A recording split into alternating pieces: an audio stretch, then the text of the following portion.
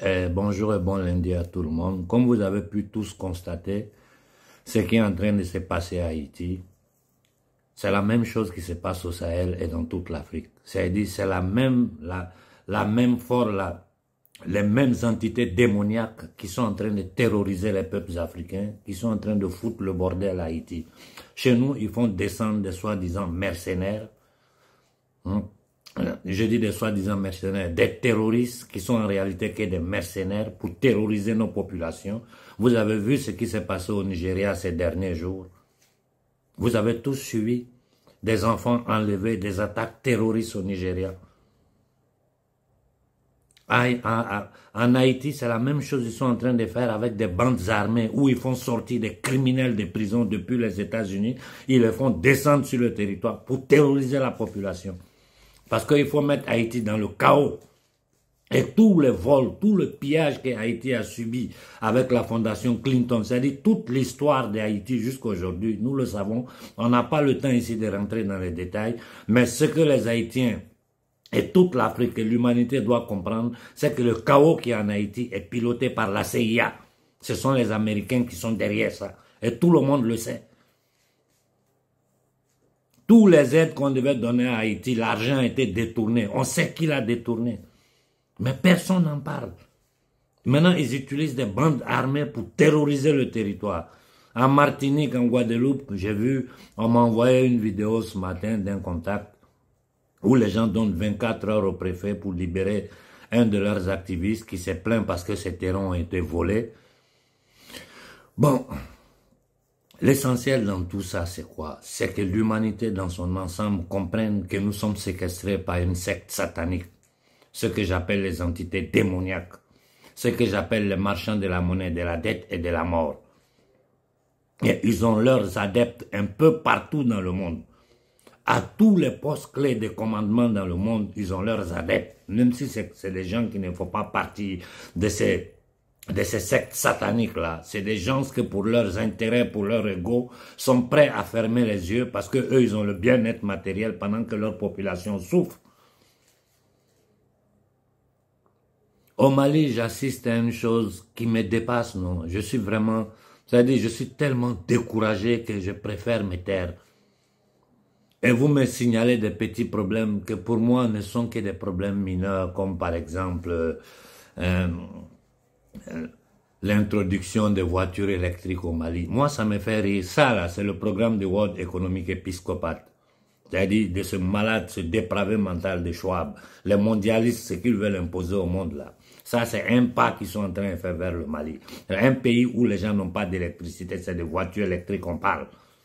Ici, en Occident, tenter de mettre ça sur pied, ça n'a pas fonctionné. Tout le monde est en train de s'en débarrasser. Même les sociétés qui fabriquent voitures aujourd'hui sont en train de faire marche en arrière. Parce qu'ils savent que ça ne marche pas. Les voitures la pètent partout. Le temps pour les charger, toutes les complications qu'il y a. Si ça ne peut pas marcher en Occident, c'est au Mali, sous le soleil, là-bas, ça va aller marcher. C'est des choses sur lesquelles je ne perds pas le temps parce que c'est des petites tentatives qui n'ont pas, ça n'a aucune importance. La chose importante au Mali, c'est le danger qui menace le peuple malien. Par la faute des politiciens, par la faute des minables que nous appelons élites, que nous appelons classe dirigeante. Pendant que le pays est en guerre, la guerre du Mali, vous croyez que c'est fini? Ce n'est pas fini. Parce que ces gens-là doivent arriver à balkaniser le Mali à tout prix. Je répète, les marchands de la monnaie et de la dette, dans leur programme, la balkanisation du Mali est indispensable. Si les Maliens comprennent ça, ils ont compris l'essentiel. Si les Maliens ne comprennent pas ça, ils vont payer les pots cassés. Donc cette guerre-là, elle ne fait que commencer. Pendant que des petits résultats commencent à sortir, on commence à récupérer l'intégrité territoriale du Mali. Les politiciens sont dans la bataille. Il faut faire sauter Choguel à tous les coups, monter tous les coups possibles, payer des gens pour faire de la propagande. Chacun cherche à se positionner. Le pauvre Koïta, il va faire quoi? Il va faire comment? Dans tout ce brouhaha, dans tout ce bordel, des gens qui sautent à droite, à gauche, chacun cherche. Vous êtes dans un camp de concentration. Au lieu d'essayer de libérer ce camp de concentration, vous luttez pour avoir des miettes avoir une position dans ce camp de concentration pendant que le peuple est dans la misère et nous demandons au peuple de serrer la ceinture parce que nous avons un objectif. Mais ayez un peu honte. Ayez pitié des Maliens. Ayez pitié des Maliens. Vous, classe dirigeante là, ayez pitié du peuple malien. Ils ne vous ont rien fait. Ce sont eux qui subissent tout. Ce sont eux que les terroristes tuent. Ce sont eux qui sont attaqués matin, midi et soir. Vous êtes à Bamako, dans de grosses villas avec vos familles, en train de jouir de la vie. Et vous manipulez la jeunesse. Vous payez des vidéomans pour attaquer celui-ci ou celui. Vous là, vous ne comprenez pas ce qui est en train de se passer. Je parle aux politiciens. Vous ne comprenez pas ce qui se passe dans la jeunesse africaine d'aujourd'hui. Lisez l'Afrique. Sinon, vous allez être obligé de fuir. Parce qu'un jour va arriver où la jeunesse va se lever contre vous. Ni vous, ni votre famille, ni votre entourage ne sera en sécurité. Quand un peuple se fâche là, c'est dangereux. Faites attention à ce que vous faites. Je répète de nouveau. Colonel Koïta, nettoie le Mali, mets de l'ordre, c'est toi qui peux le faire. Et tous ceux qui veulent dégager Choguel, vous perdez votre temps. Vous ne pourrez pas le faire parce que Choguel a le soutien de l'Afrique, pas du Mali, de l'Afrique. Nous savons ce qu'il vaut et nous savons ce qu'il est capable de faire. Donc vous perdez votre temps. Sur le Mali, je n'ajoute rien d'autre. Mais c'est fou ce qui se passe. On est là vis-à-vis devant nous, notre peuple a attaqué par les marchands de la monnaie, de la dette et de la mort, qui ont endetté notre peuple depuis 75 ans, ce qui fait que vous vivez dans la misère, ce qui fait que vous n'avez pas d'hôpitaux, ce qui fait que vous n'avez pas d'eau potable, ce qui fait que vous n'avez pas courant. Ce sont les dettes que la Banque mondiale, le Fonds monétaire international et toutes ces institutions criminelles ont mis sur votre dos. Voilà pourquoi vous êtes dans la misère. Et ceux qui vous ont traîné dans ça, ce sont les mêmes aujourd'hui au Mali comme partout dans les camps de concentration en Afrique, qui luttent pour se maintenir au pouvoir. Si le Sénégal, je vais parler, mais ce n'est pas maintenant. Pour le moment, je dis simplement, nous voulons écouter tous ceux qui disent qu'ils sont candidats au présidentiel au Sénégal, nous étaler de façon claire, pas de discours abstraits, de façon claire quel est leur programme. Moi, j'attends d'écouter ce qu'ils vont dire, les différents candidats sur leur programme, après quoi je vais m'adresser à la jeunesse sénégalaise. J'ai dit la même chose aux Tchadiens. Nous attendons de voir ce qu'ils vont nous dire de concret sur leur programme pour le Tchad, après quoi nous pourrons rentrer dans une réflexion avec eux. Le programme de l'Afrique là, c'est simple. L'autodétermination du peuple africain. Ça signifie l'indépendance économique, l'indépendance énergétique, l'indépendance alimentaire, la libération totale du territoire africain de toutes les armées d'occupation. C'est tout ce que nous demandons. On m'a dit non, le vieux Gbagbo veut se présenter, des gens se plaignent, mais Gbagbo a le droit de se présenter. Pourquoi vous voulez l'empêcher de se présenter? Gbagbo peut se présenter aux élections en Côte d'Ivoire sans problème. Nous attendons seulement qu'il nous fasse son discours. La programmation politique de Gbagbo, nous voulons l'entendre. On ne va pas suivre Gbagbo par rapport à son histoire. Non, non, non. On a vu ce qu'il a été capable de faire. On a vu ce qu'il a subi et toute l'Afrique s'est levée pour lui. S'il veut se présenter aux élections, il va dire aux Ivoiriens quel est son programme. C'est à partir de là nous allons dire aux Ivoiriens, on est derrière Gbagbo ou bien on n'est pas derrière lui. Ne vous pressez pas. Et ne commencez pas à attaquer le monsieur. Laissez-le. Il a le droit de se présenter. Et il va expliquer aux Ivoiriens qu'est-ce qu'il veut faire pour la Côte d'Ivoire. C'est par rapport à ça qu'on pourra le juger. On ne court pas pour attaquer les gens comme ça de droite à gauche dans le vide. Laissez-le se présenter s'il veut se présenter. C'est son droit de pouvoir se présenter en Côte d'Ivoire. Il va expliquer aux Ivoiriens et aux Africains quel est son programme. Les raisons pour lesquelles nous l'avons soutenu là. S'il reste dans cette position, dans des discours clairs, nous allons continuer à le soutenir. Si ça, il n'y a aucun doute. S'il tente de faire le jeu des 3 cartes, ça sera lui-même qui va détruire son histoire. C'est tout. C'est-à-dire quelqu'un qui a été un idole pour toute l'Afrique va finir dans l'histoire, dans la poubelle de l'histoire. Mais s'il reste sur sa ligne, les raisons pour lesquelles ils ont attaqué la présidence de la Côte d'Ivoire, ils l'ont déporté à la Cour pénale internationale, ils ont installé un criminel, un assassin, une entité démoniaque, aujourd'hui qui a endetté la Côte d'Ivoire jusqu'au cou. S'il reste dans cette même position-là, il n'y a pas de raison pour qu'il ne se présente pas. Ce qui nous intéresse, c'est qui fait les intérêts du peuple africain, pas la personne en tant que telle. Non, c'est ce que tu fais de concret pour le peuple. Donc, je ferme en disant, au Tchad et au Sénégal, nous attendons des discours clairs de ceux qui veulent se présenter aux élections présidentielles au Sénégal et au Tchad. Ne tentez pas de jouer avec les discours parce que nous, on est là. On va tout démonter. Si ce que vous dites est clair, nous allons vous soutenir jusqu'à la mort. On ne peut pas finir sans parler du Soudan parce que la situation au Soudan est grave. Le Soudan, là, c'est l'Afrique. C'est chez nous. On ne sait même plus il y a combien de Soudan. Et qui est derrière tout ça? Ce sont les Américains. Ce sont les Américains qui sont derrière le chaos du Soudan. Haïti qui est derrière ça, ce sont les Américains, c'est-à-dire la thalassocratie anglo-saxonne, Angleterre et États-Unis.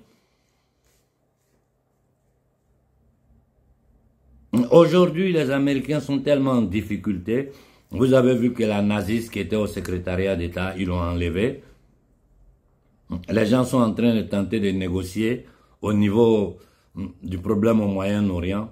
Mais ces gens-là, ils ne vont pas arrêter. Ne pensez pas qu'ils vont arrêter. Voilà pourquoi, quand je les vois présents au Niger, je me dis, vous voyez, c'est inutile que je me mette à attaquer les autorités du Niger. Parce que je sais qu'ils ont peur. Yes. Moi, je discute avec beaucoup de dirigeants africains en privé. Et vous savez ce que tout le monde me dit? Qu'on arrête, s'il te plaît, il faut continuer à parler.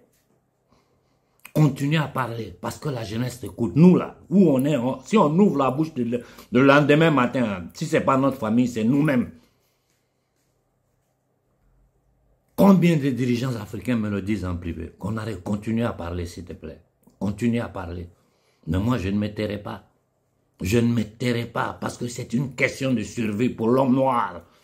Un peuple qui a subi depuis 600 ans toutes les malversations possibles, esclavage, colonisation, néocolonialisme, avec cette monnaie nazie, je dis bien cette monnaie nazie, le franc CFA qui est un holocauste africain, le franc CFA qui est la Shoah du peuple noir.